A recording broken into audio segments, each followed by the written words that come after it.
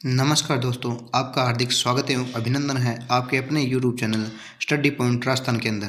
दोस्तों, हमारी इस राजस्थान की सभी भर्ती परीक्षाओं हेतु अत्यंत महत्वपूर्ण प्रश्नों की इस सीरीज के अंदर आज का अपना ये तीसरा वीडियो है। पहले दो वीडियो यदि अभी तक आपने नहीं देखे हैं तो जाकर अवश्य देखें और लाइक, कमेंट एवं शेयर अवश्य करें और इस चैनल को सब्सक्राइब कर लें, क्योंकि दोस्तों हमारे चैनल पर नियमित रूप से राजस्थान की विगत भर्ती परीक्षाओं में आए हुए प्रश्न पत्रों का व्याख्यात्मक हल और आगामी भर्ती परीक्षाओं हेतु रणनीतिक रूप से राजस्थान जीके की क्लासेज नियमित रूप से डाली जा रही हैं और आगे भी डाली जाएंगी।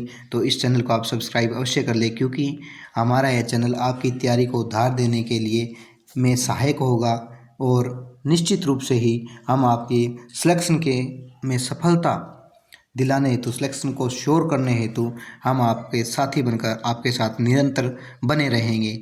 और इस चैनल से आपको नियमित रूप से कक्षाएं मिलती रहेंगी।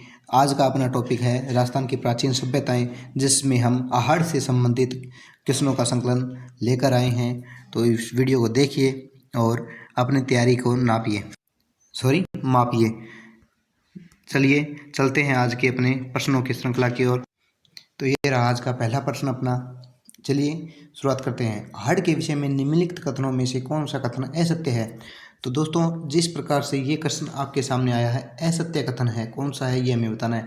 तो इस प्रकार के प्रश्नों का आजकल ट्रेंड बना हुआ है और हमें विशेष ध्यान रखना होता है ऐसे प्रश्नों का, क्योंकि गलत होने की संभावना बनी रहती है दोस्तों। जी हाँ, तो ऐसे प्रश्न को जब भी देखें तो अपने उस क्वेश्चन में जो विशेष बात दे रखी है, असत्य कौन सा है, सुमेलित कौन सा नहीं है, ऐसे प्रश्नों को अपने विशेष रूप से नोट कर लेना है और उस पॉइंट को अपने नोट डाउन करके ध्यान देना है दोस्तों। तो चलिए चलते हैं इस क्वेश्चन का आंसर देखते हैं अपने।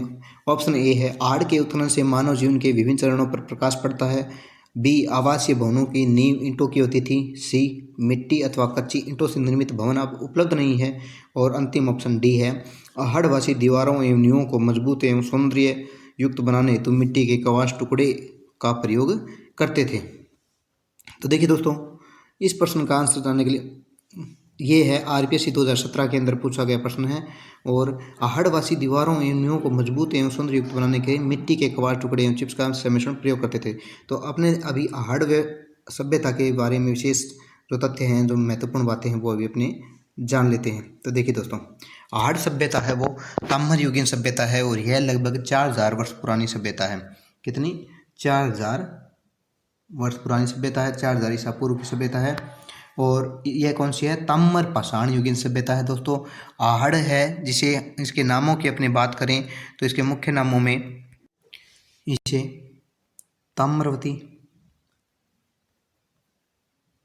ताम्रवती सभ्यता, बनास सभ्यता, क्योंकि बनास नदी के जो क्षेत्र है उसके अंदर यह स्थित है, बनास सभ्यता, ताम्रवती सभ्यता, बनास सभ्यता।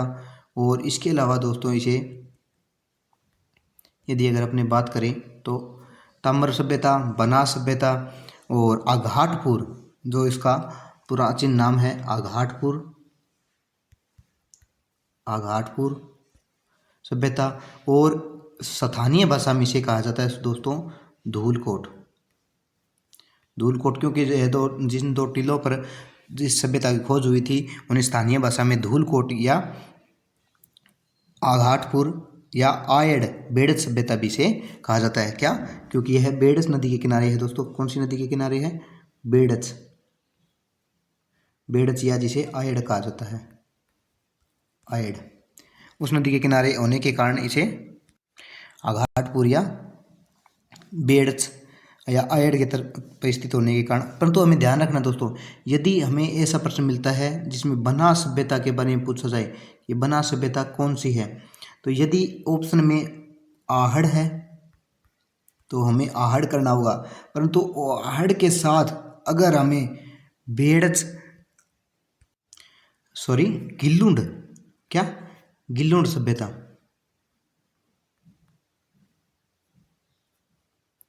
गिल्लुंड भी दे दे तो दोस्तों इसका आंसर हमें वहां पर गिल्लुंड करना होगा, आहड़ नहीं होगा।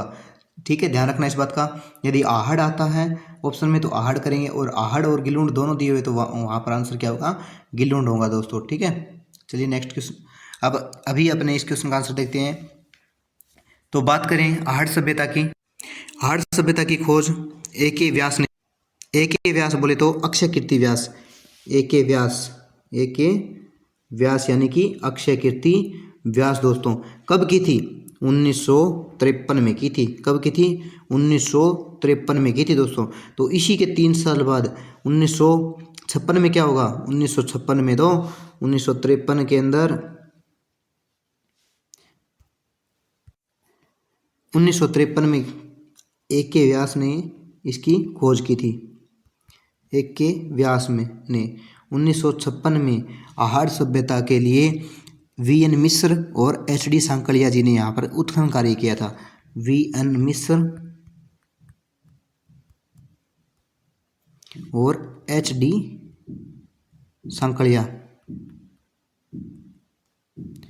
ठीक है दोस्तों, तो H.D. सांकलिया और V.N. मिश्र ने 1956 के अंदर उत्खनन कार्य किया।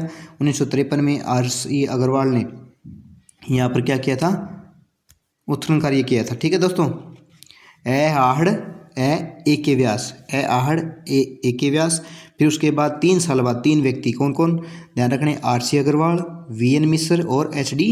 सांकलिया। ठीक है, 4000 वर्ष पुरानी यह एक ग्रामीण सभ्यता दोस्तों। हमने कालीबंगा के बारे में पढ़ा था, वह कौन सी सभ्यता थी, कालीबंगा एक नगरीय सभ्यता थी, परंतु आहड़ क्या है, ग्रामीण सभ्यता है। क्या है, ग्रामीण सभ्यता है। ये याद रखना, मोस्ट इंपॉर्टेंट क्वेश्चन है दोस्तों, काफ़ी बार पूछा गया है और पूछा जाता रहेगा। उसके बाद यदि अपने बात करें तो यह ताम्रयुगीन सभ्यता है, और यहाँ पर अभी जो बात करें अपने कि तांबा गलाने की भट्टियाँ, ताम्रयुगीन सभ्यता है तो तांबा गलाने की भट्टियाँ, तांबे की कुल्हाड़ियाँ, तांबे की मुद्रिकाएँ, चूड़ियाँ, चाकू आदि तांबे की सामग्री यहाँ पर प्राप्त हुई हैं दोस्तों। और फसल और खाद्यान्न की बात करें तो गेहूँ, चावल, ज्वार इन लोगों ने खोज कर चुकी थी। यहाँ पर गेहूँ, चावल और ज्वार के साक्ष्य प्राप्त हुए हैं होने के। और ये लोग आहड़वासी शाकाहारी व मांसाहारी दोनों प्रकार का भोजन करते थे दोस्तों। ठीक है दोनों। और इससे महत्वपूर्ण एक और बात दोस्तों, जो हर बार हर किसी न किसी एग्जाम में एक क्वेश्चन पूछा जाता है कि 2 या 3, काफ़ी बार पूछा गया दोस्तों, 2 या 3 मुँह वाले चूल्हे प्राप्त हुए हैं, 2 या 3 मुँह वाले चूल्हे प्राप्त हुए हैं दोस्तों। ठीक है, इसके बाद एक क्वेश्चन आप कमेंट बॉक्स में लिखिए। मैंने आपको बताया था कि बेलनाकार तंदूर या सामूहिक तंदूर किस सभ्यता से प्राप्त हुए थे, पीछे वाली वीडियो में आपको बताया था दोस्तों। कमेंट कीजिए जल्दी से। नेक्स्ट अपने बात करें तो यहाँ से आहड़ सभ्यता से में 8 बार मानव बस्तियों के बसने व उजड़ने के अवशेष प्राप्त हुए हैं या साक्ष्य प्राप्त हुए हैं। और यहाँ पर दोस्तों एक वर्ष मरणमूर्ति प्राप्त हुई थी, जिसे हम कहते हैं बनासियन बुल, बनास सभ्यता से बनासियन बुल प्राप्त हुआ। कहाँ से, बनास सभ्यता से बनासियन बुल, बनासियन बुल। ये ध्यान रखना दोस्तों, पक्का छपेगा ये क्वेश्चन, चाहे संगणक में आ जाए, चाहे महिला सुपरवाइजर के अंदर जाया जाए, चाहे LDC में आ जाए, चाहे आपके ये पशु परिचर के अंदर आ जाए दोस्तों। बनासियन बुल किस सभ्यता की विशेषता है, ये प्रश्न आने वाला है, आप नोट डाउन करके रख लीजिएगा आज की बात। ठीक है, यहाँ से ये जो बनासियन बुल मिला है, उसके साथ साथ देवी देवताओं की या दीप उत्सव के दीपों की प्राप्ति, दीपक है ना, जो दीपक होते हैं दोस्तों अपने दिवाली पर जलाते हैं, उन दीपकों की प्राप्ति के साक्ष्य भी प्राप्त हुए। परंतु ऐसी कौन सी सभ्यता है, मैंने आपको बताई थी, जिसके अंदर कोई भी मूर्ति पूजा या पूजा स्थान के बारे में, स्थल के बारे में कोई हमें साक्ष्य प्राप्त नहीं हुए, वो थी दोस्तों कालीबंगा। ठीक है, और 8 बार यहाँ पर मानव बस्तियों के उजड़ने एवं बसने के साक्ष्य प्राप्त हुए हैं, जबकि 6 मस्तिष्क के अंदर 6 खोपड़ी वाला अवशेष, जो एक बालक की खोपड़ी मिली, 6 छिद्र वाली जो खोपड़ी मिली, वो सब कौन सी सभ्यता से प्राप्त हुई दोस्तों, वो तो अपने कालीबंगा से प्राप्त हुई थी। ठीक है, ध्यान रखिएगा। नेक्स्ट अपने बात करें इस आहड़ सभ्यता के बारे में, तो यहाँ से हमें काले एवं लाल मर्दभांड प्राप्त हुए हैं, ठीक है। और काले एवं लाल मर्दभांड के साथ साथ अनाज रखने के बड़े मर्दभांड प्राप्त हुए जिन्हें गोरे या कोठे या कोंठड़े कहा जाता है दोस्तों। अति महत्वपूर्ण प्रश्न है, काफ़ी बार ये पूछा गया है। और आहड़ सभ्यता है वो रंगाई छपाई के लिए जानी जाती थी। यहाँ पर रंगाई छपाई का व्यवसाय अत्यधिक प्रचलित था। यहाँ पे जो ठप्पे वगैरह हैं वो भी प्राप्त हुए हैं। बिना हाथ वाले निहत्थे जलपत्र प्राप्त हुए हैं हमें। और आहड़ सभ्यता से दोस्तों 6 चूल्हे संयुक्त परिवार का संकेत देते हैं, यह हमें प्राप्त हुआ है। तंबा गलाने की भट्टियाँ प्राप्त हुई है, ठीक है। तो देखिए इस क्वेश्चन का आंसर अपने अभी काफ़ी बातें हमें आहड़ सभ्यता के बारे में जान ली है। आगे आने वाले प्रश्नों में हम आपको प्रैक्टिस के लिए वो क्वेश्चन देंगे, तो आपको उन क्वेश्चनों के आंसर अपने कमेंट बॉक्स में लिखना है। देखिए क्वेश्चन, पहले क्वेश्चन का आंसर होगा अपने प्रश्न 1 का आंसर हो जाएगा अपने ऑप्शन सी, क्योंकि आहड़ से उत्पन्न मानव जीवन के साक्ष्य विभिन्न चरणों में प्राप्त हुए। बिल्कुल सही दोस्तों, आपको मैंने अभी बताया कि 8 चरणों के अंदर यहाँ पे मानव बस्तियों के बसने एवं उजड़नों के साक्ष्य हमें प्राप्त हुए। विभिन्न चरण थे। आवासीय भवनों के की नींव ईंटें होती थी, बिल्कुल सही है दोस्तों। ईंटों का प्रयोग आहड़ सभ्यता के अंदर किया जाता था। मिट्टी अथवा कच्ची ईंटों से निर्मित भवन अब उपलब्ध नहीं है, ये गलत होगा दोस्तों, क्योंकि अभी हमें साक्ष्य यहाँ से प्राप्त हुए हैं। आहड़वासी दीवारों एवं नींवों को मजबूत एवं सौंदर्ययुक्त बनाने तो मिट्टी में कवाड़दार टुकड़े एवं चिप्स का मिश्रण उपयोग करते थे। ये ऑप्शन भी आपका सही होगा।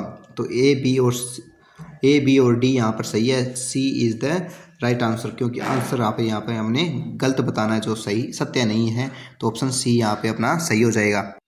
चलिए बढ़ते हैं अगले क्वेश्चन की ओर। नेक्स्ट क्वेश्चन देखते हैं। देखिए प्रश्न संख्या 2 देखिए दोस्तों, निम्नलिखित स्थानों में से किसे ताम्रवती नगरी के नाम से भी जाना जाता है। तो ये देखिए दोस्तों अति महत्वपूर्ण प्रश्न है। देखिए कितने प्रतियोगी परीक्षाओं के अंदर ये प्रश्न अपने आया हुआ है। आहड़ सभ्यता से संबंधित देखिए दोस्तों कितनी प्रतियोगी परीक्षाओं के अंदर पूछा गया है। लैब असिस्टेंट, आरपीएससी, वन रक्षक, जूनियर इंस्टीट्यूट एंड वेल्डर, पुस्तकालय अध्यक्ष, लाइब्रेरियन के अंदर, कनिष्ठ अनुदेशक कार्यशाला, लैब असिस्टेंट के अंदर पूछा गया है दोस्तों।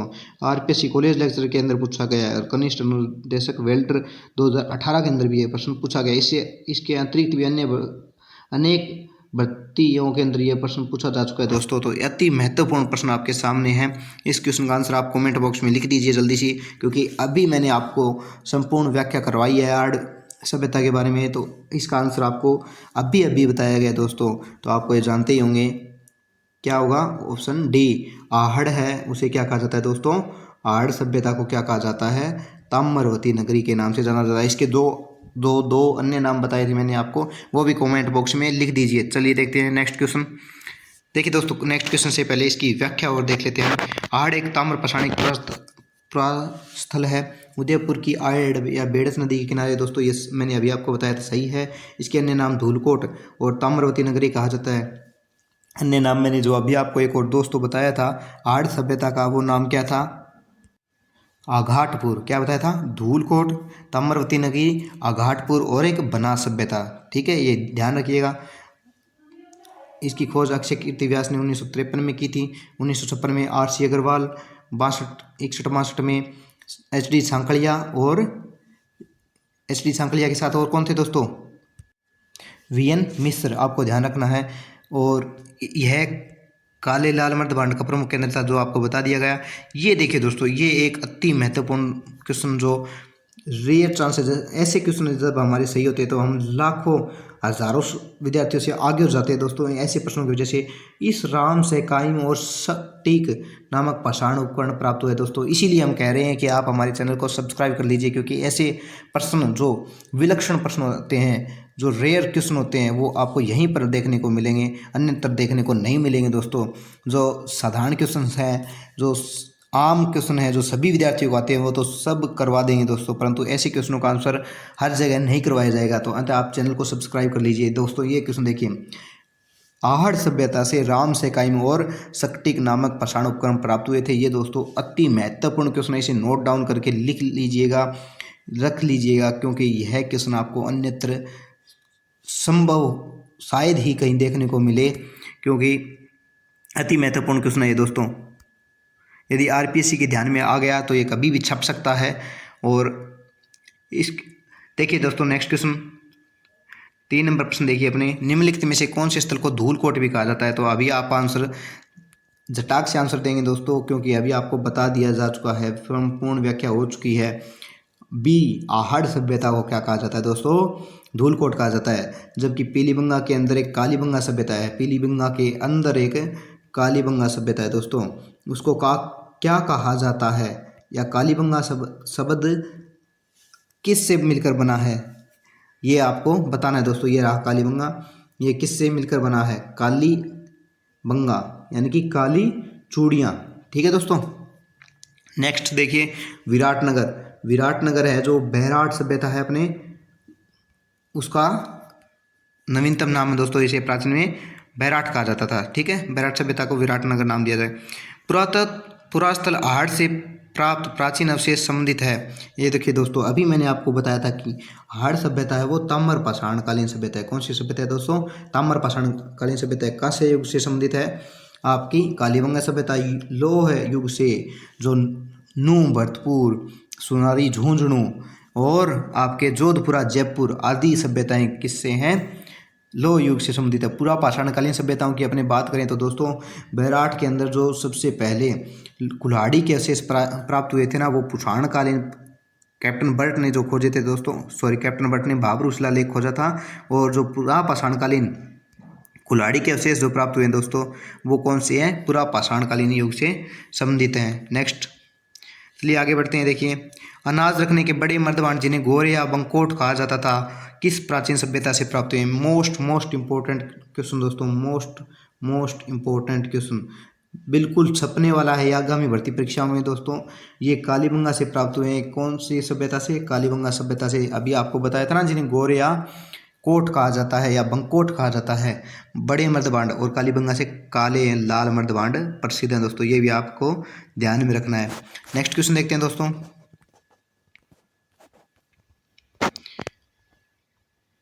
निम्नलिखित में से कौन राजस्थान की ताम्र युगीन सभ्यताओं में सबसे प्रमुख सभ्यता थी? ताम्र युगीन सभ्यताओं में तो दोस्तों आहड़ का नाम ही ताम्रवती नगरी कहा जाता है, क्योंकि यहाँ पर तांबा प्रचुर मात्रा में मिलता है। ठीक है दोस्तों। यदि अपने बैराट की बात करें तो इसे विराटनगर, या इस सभ्यता को क्या कहा जाता है दोस्तों? इसे हम जो अशोक के बौद्ध धर्म से संबंधित जानकारी देने वाली सभ्यता के रूप में भी जानते हैं दोस्तों। ठीक है। नेक्स्ट क्वेश्चन देखिए, ये महिला सुपरवाइजर 2018 के अंदर आया गया था। और क्वेश्चन संख्या नेक्स्ट 7 नंबर क्वेश्चन देखिए। ये देखिए दोस्तों, वो क्वेश्चन आ गया जिसकी मैं अभी बात कर रहा था। इसी क्वेश्चन की बात कर रहा था दोस्तों मैं अभी, कि यह ऐसे क्वेश्चन वो होते हैं जो आपको हजारों स्टूडेंट से आगे कर देते हैं। तो देखिए, राम सेकासम और स्फटिक नामक पाषाणकालीन उपकरण प्राप्त हुए। कौन सी सभ्यता से प्राप्त हुए हैं? अभी आपको बताया था, आहड़ सभ्यता से हमें प्राप्त होते हैं दोस्तों। आहड़ सभ्यता से संबंधित जितने भी अति महत्वपूर्ण क्वेश्चंस हैं वो अभी अपने सभी डिस्कस कर लेंगे दोस्तों। दक्षिण पश्चिमी राजस्थान की प्राचीन सभ्यता का एक महत्वपूर्ण केंद्र कौन सा था? तो दक्षिण पश्चिम, देखिए दोस्तों, बात करें अपने दक्षिण पश्चिम के अंदर, ये देखिए, यदि ये राजस्थान का मैप अपने बनाए, और ये देखिए दोस्तों, ये अपना राजस्थान है। तो राजस्थान के अंदर उत्तर, नॉर्थ, ईस्ट, वेस्ट और साउथ, ये हो गया दक्षिण और पश्चिम। दक्षिण पश्चिम इस क्षेत्र के अंदर दोस्तों कौन सी सभ्यता है? तो हम जानते हैं कि आहड़ सभ्यता उदयपुर के अंदर है, ये दक्षिण पश्चिम में आएगी। सिंधु सभ्यता, ये जो राजस्थान के बाहर, ये तो पाकिस्तान के अंदर दोस्तों पड़ती है।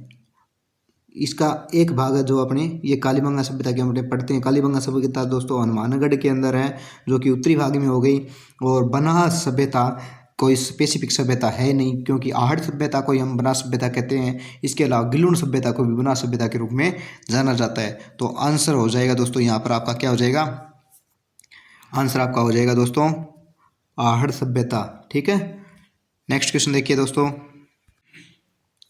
निम्नलिखित संस्कृति में से किसे बनास संस्कृति के नाम से जाना जाता है?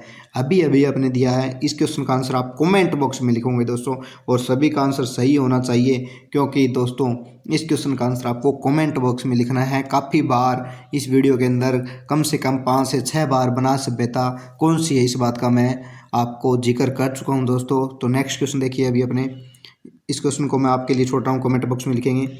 आहड़ का उत्खनन कार्य किसके नेतृत्व में निष्पादित हुआ था? तो आहड़ का उत्खनन कार्य किसके नेतृत्व में संपादित हुआ था दोस्तों? आप ये कमेंट बॉक्स में जो बताएंगे, और जल्दी से टाइप कीजिए, फिर अपने क्वेश्चन का आंसर करते हैं इसका। देखिए दोस्तों, अभी अपने बात करते हैं कि आहड़ का जो खोज है वो की थी, खोज किसने की थी? खोज की थी दोस्तों A.K. व्यास। A.K. व्यास। आहड़ अक्षय कीर्ति व्यास। आहड़ अक्षय कीर्ति व्यास, इससे आपको ये दोस्तों ध्यान में रखना है। और उत्खनन कार्य में महत्वपूर्ण भूमिका थी H.D. सांकलिया, R.N. मिश्र की। ठीक है, नेक्स्ट क्वेश्चन, अगला क्वेश्चन देखते हैं दोस्तों।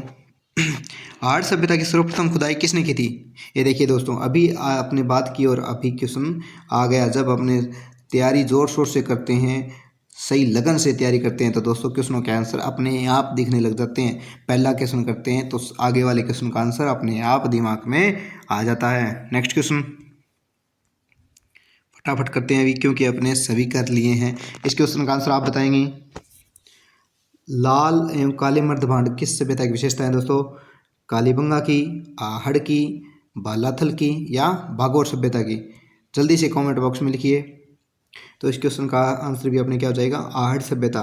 कालीबंगा के अंदर तो काले मर्दभांड थे। ठीक है, नेक्स्ट, निम्नलिखित में से कौन सी वस्तु आहड़ सभ्यता के स्तरों से संबंधित नहीं है? तो देखिए दोस्तों, अभी अपने बात की थी, चावल है, गेहूँ, चावल और ज्वार आहड़ सभ्यता के अंदर खोजी जा चुकी थी। इसके साक्ष्य हमें प्राप्त हुए। तांबे की वस्तुएं, ताम्र सभ्यता इसे कहा जाता है, तांबे की वस्तुएं अवश्य रूप से प्राप्त हुई हैं। कर्षण लोहित मर्दभांड, इसे देखिए एक बार। और चित्रित धूसर मर्दभांड, ये देखिए दोस्तों, ये कन्फ्यूजन करने वाला क्वेश्चन आपके सामने है। कर्षण लोहित मर्दभांड, कर्षण क्या होता है दोस्तों? काले को ही तो कर्षण कहा जाता है। देखिए, ये सिर्फ कन्फ्यूज करने के लिए डाला गया क्वेश्चन दोस्तों। काले को ही क्या कहते हैं अपने? कर्षण कहते हैं। लोहित यानी कि लाल, रक्त, लोहित रंग अपने कहते हैं ना, रक्त को लाल, लोहित रंग है, तो लाल रंग को ही क्या कहते हैं? लोहित कहते हैं। और कर्षण को काला, तो काले और लाल मर्दभांड। तो आंसर बी हो जाएगा। यहाँ पर क्या होगा? B option is right answer. Next question देखिए दोस्तों, ये देखिए, चित्रित धूसर मर्दभांड है वो लो युगीन काल के हैं। लो युगीन काल के हैं दोस्तों। कौन सी सभ्यताओं से रिलेटेड है ये तो आपके नूह, जोधपुरा आदि सभ्यताओं से संबंधित है। यह आहड़ सभ्यता की विशेषता नहीं है।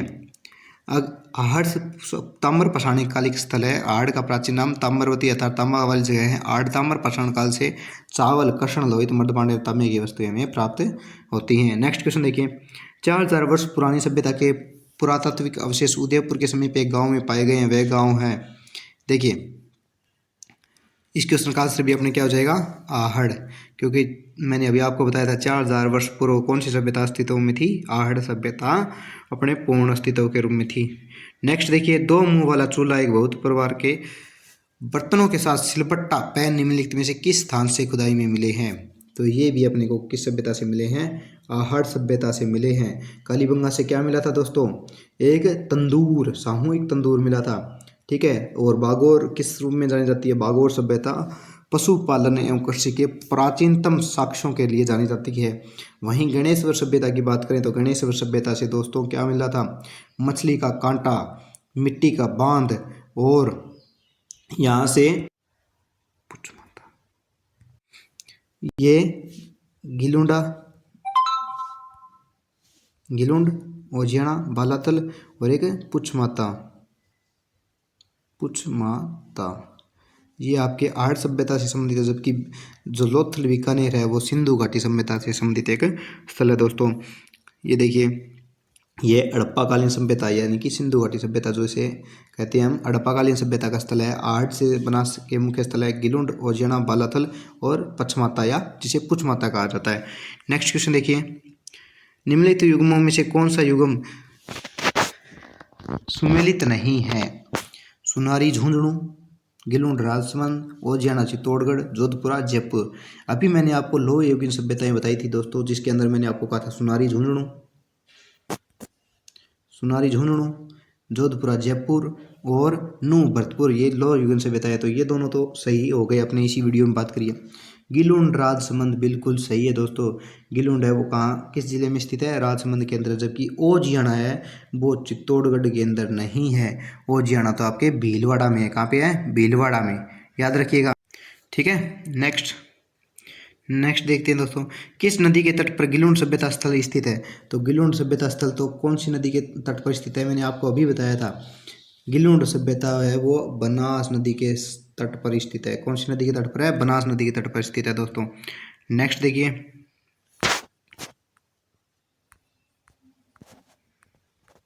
ये देखिए, गिलुंड सभ्यता बनास नदी के तट पर स्थित है। यह अर्ध से समुद्री स्थल है। इसे बनास संस्कृति के नाम से भी जाना जाता है। मैंने कहा था ना कि बनास संस्कृति के नाम से दो सभ्यताएं मिलेंगी आपको, एक तो आहड़ और एक गिलुंड। क्योंकि गिलुंड आहड़ का ही मुख्य भाग है, आहड़ सभ्यता का एक स्थल है, इसलिए हमें आहड़ सभ्यता को बनास संस्कृति के रूप में जानना है या पहचानना है। ठीक है, इसकी खोज की थी बीबी लाल ने 1959-60 के अंदर। नेक्स्ट, गिलुंड सभ्यता के अवशेष किस युग के हैं? तो ये आहड़ सभ्यता से संबंधित है। तो आहड़ सभ्यता के कौन सी सभ्यता है? ताम्र पाषाणकालीन सभ्यता है। तो यह भी क्या होगी? ताम्र पाषाणकालीन एक सभ्यता है दोस्तों। नेक्स्ट, इस प्रकार से हम एक दूसरे क्वेश्चंस को जोड़कर पढ़ें तो हमारी तैयारी में बेहतरीन चढ़ाव हमें देखने को मिलेगा और एक निखार उत्पन्न होता है दोस्तों। निम्नलिखित में से किस सभ्यता में मकान एवं वस्तुओं के निर्माण में ईंटों का प्रयोग नहीं होता था? मोस्ट इंपॉर्टेंट क्वेश्चन है दोस्तों, ये आपको विचलित करने वाला, दिमाग को विचलित करने वाला क्वेश्चन है। इस क्वेश्चन का आंसर आप जल्दी से बताइए, बताइए। चलो ठीक है, देखते हैं दोस्तों। तो आहड़ सभ्यता है, वहाँ पर अभी अपने बात की थी कि क्या है दोस्तों, ईंटों का प्रयोग यहाँ पर देखने को हमें मिलता है। उसके बाद कालीबंगा की बात करें तो कालीबंगा में भी मैंने आपको पिछली वीडियो के अंदर बताया था, यहाँ पे पक्की ईंटों का भी प्रयोग हुआ है। धूप के अंदर पकी हुई ईंटों का प्रयोग हुआ है। कच्ची ईंटों से यहाँ पे बनी हुई नालियाँ प्राप्त होती है, लकड़ी की नालियाँ हमें यहाँ पे प्राप्त होती है, कच्ची ईंट के कुएँ यहाँ पे प्राप्त होते हैं। और बैराठ के अंदर भी दोस्तों पूर्ण पक्की हुई ईंटों का प्रयोग किया जाता था। जबकि गणेश्वर सभ्यता है उसके अंदर हमें कहीं भी ईंटों का प्रयोग देखने को नहीं मिलता। जो बांध बने हुए यहाँ पर प्राप्त हुए हैं दोस्तों, वो बांध भी कैसे हैं? मिट्टी के बांध है, मिट्टी के बांध या पत्थर के बांध हमें प्राप्त होते हैं। जबकि ईंटों का यह प्रयोग हमें गणेश्वर सभ्यता के अंदर देखने को नहीं मिलता। नेक्स्ट क्वेश्चन देखिए, गणेश्वर सभ्यता का विकास किस नदी के किनारे हुआ है? तो गणेश्वर सभ्यता का विकास दोस्तों हम जानते हैं कि गणेश्वर सभ्यता किस नदी के किनारे विकसित हुई सभ्यता है? कांतली नदी के किनारे विकसित हुई दोस्तों। ठीक है, यह नीम का थाना के अंदर पड़ती है, जो पहले सीकर जिले के अंतर्गत आता था, जबकि अभी ये किस में है? नीम का थाना में है। इसे ताम्रयुगीन सभ्यताओं की जननी कहा जाता है। गणेश्वर सभ्यता को ताम्रयुगीन सभ्यताओं की जननी कहा जाता है। ठीक है, और यहाँ पर खोज का जो कार्य है वो आर सी अग्रवाल ने 1977-78 के अंदर किया था। 1977-78 में किसने किया था? आर सी अग्रवाल ने। ठीक है, और यहाँ पर यदि अगर बात करें तो लगभग 2000 से अधिक ताम्र आयुध यानी कि तांबे के से बने हुए जो बाण, तीर आदि उपकरण हमें प्राप्त हुए हैं। इसमें मुख्यतः कुल्हाड़ी, कांटे, फर्श से बाण, मछली पकड़ने का कांटा, ये ध्यान रखिए दोस्तों, मछली पकड़ने का कांटा काफ़ी एग्जाम में पूछा गया है। चूड़ियाँ तांबे की, प्याले, तस्तरियाँ, अन्य उपकरण हमें प्राप्त होते हैं। ठीक है, इसके बाद और बात करें तो यहाँ पर पत्थर से बने बाना मैंने आपको बताया था। काले नीले रंग के सजाए हुए मिट्टी के बर्तन जिन्हें हम कपीस वर्णी मर्द पात्र कहते हैं। कौन से? कपीस, मैं लिख देता हूँ दोस्तों,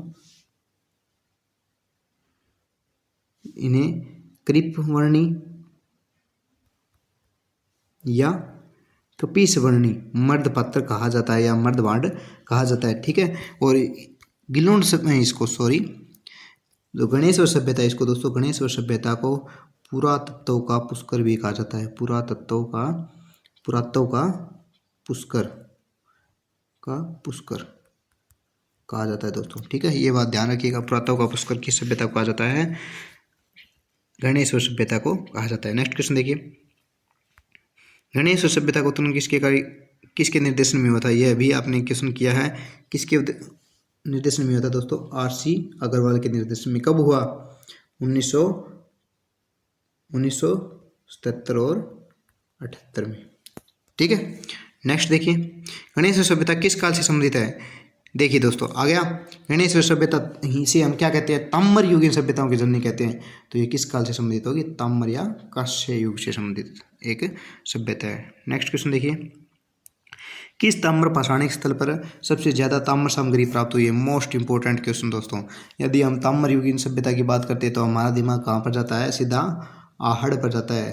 कहाँ जाता है, ताम्र युगीन सभ्यता कौन सी है, आहड़ सभ्यता है। परंतु इस क्वेश्चन का आंसर आहड़ ना होकर गणेश्वर सभ्यता होगा दोस्तों, क्योंकि तांबे के सबसे अधिक उपकरण हमें कहाँ पर प्राप्त होते हैं। अभी मैंने आपको बताया था कि लगभग 2000 के करीब तांबे से निर्मित उपकरण यहाँ पर ताम्र आयुध हमें देखने को मिलते हैं। नेक्स्ट देखिए, गणेश्वर की सभ्यता खालिस्तान में स्थित थी।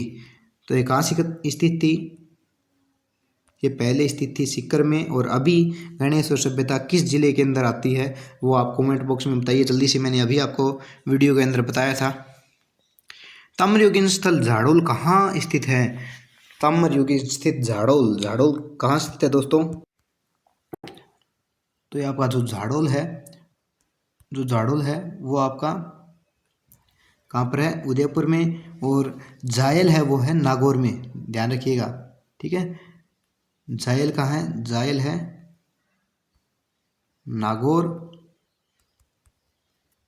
और झाड़ोल है उदयपुर। ठीक है, नेक्स्ट क्वेश्चन ये देखिए, ताम्रयुगीन स्थलों के अंदर मुख्यतः ताम्रयुगीन सभ्यताओं में मुख्यतः ये देखिए दोस्तों, ये याद कर लीजिएगा, मोस्ट इंपॉर्टेंट है। काफ़ी बार ऐसे मुख्य सभ्यताओं को न पूछकर ऐसे उनसे रिलेटेड जो सभ्यता स्थल है उनको किस युग से संबंधित है।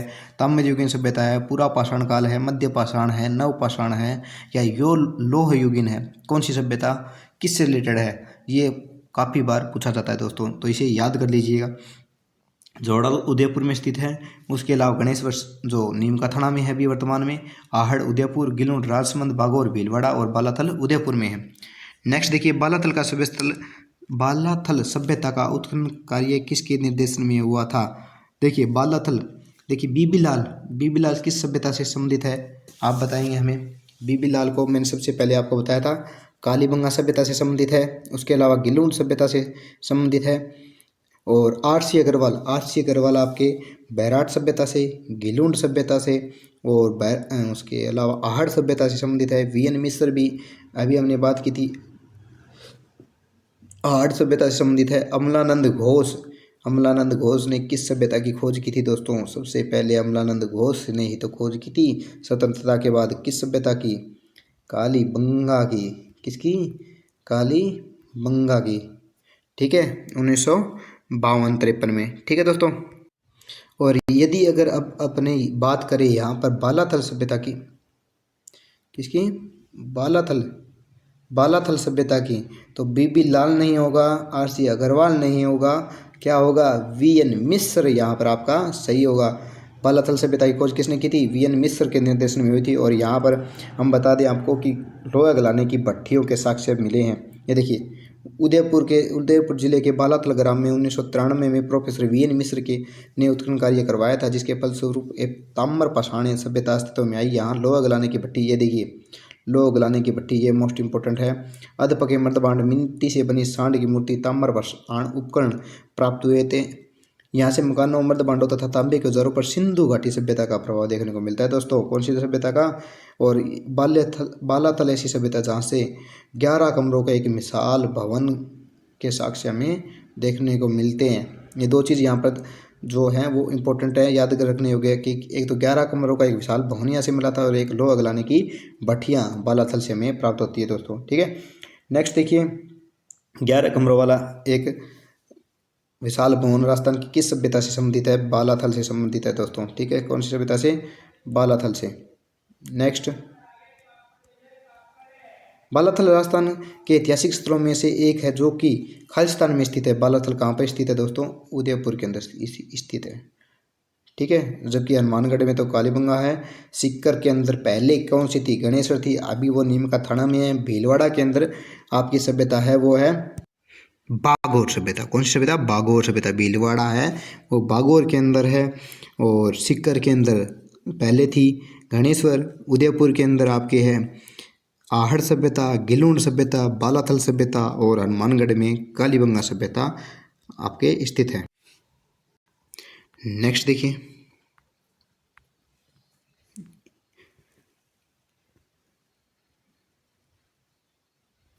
एक सेकंड माफ कीजिएगा। हाँ ये रहा 70 नंबर क्वेश्चन अपना रह गया था। राजस्थान में गोपीचंद गुफा कहाँ स्थित है दोस्तों? मोस्ट इंपॉर्टेंट क्वेश्चन है दोस्तों, निशान लगा लीजिएगा। गोपीचंद गुफा कहाँ पर स्थित है ये आप देखिए। गोपीचंद गुफा है वो माउंट आबू के अंदर स्थित है। कहाँ पर है? माउंट आबू में। और option B is the right answer यहाँ पर हो जाएगा। ठीक है, जो कि आपके ये क्वेश्चन पूछा गया दोस्तों, वन रक्षक भर्ती 2020 के अंदर ये क्वेश्चन पूछा गया था। मत्स्य जनपद का सर्वप्रथम उल्लेख किस में मिलता है? मत्स्य जनपद का उल्लेख दोस्तों हमें कहाँ पर मिलता है? देखिए मत्स्य जनपद कौन सा था? जो मत्स्य जनपद था आपके अलवर भरतपुर वाला क्षेत्र, जहाँ पर उसकी राजधानी थी विराटनगर। कहाँ थी? विराटनगर दोस्तों। ठीक है, और इसका यहाँ पर आंसर हो जाएगा ऋग्वेद में हमें मत्स्य जनपद का जो है वो साक्ष्य हमें देखने को मिलते हैं। ठीक है, तो धन्यवाद दोस्तों, आज की अपनी इस श्रृंखला को यहीं पर समाप्त करते हैं और मिलते हैं नेक्स्ट वीडियो में। तब तक के लिए जय हिंद, जय भारत। और यदि अभी तक आपने हमारे चैनल को सब्सक्राइब नहीं किया तो कृपया चैनल को सब्सक्राइब कर लें। वीडियो अच्छी लगी तो लाइक करें, शेयर करें और हमें कमेंट करके अवश्य बताएं कि आपको ये हमारा ये प्रयास कैसा लगा। बेहतरीन प्रश्नों के संकलन का इसमें सुधारात्मक कोई प्रयास हो तो हमें अवश्य अवगत करवाएं। धन्यवाद। जय हिंद, जय भारत।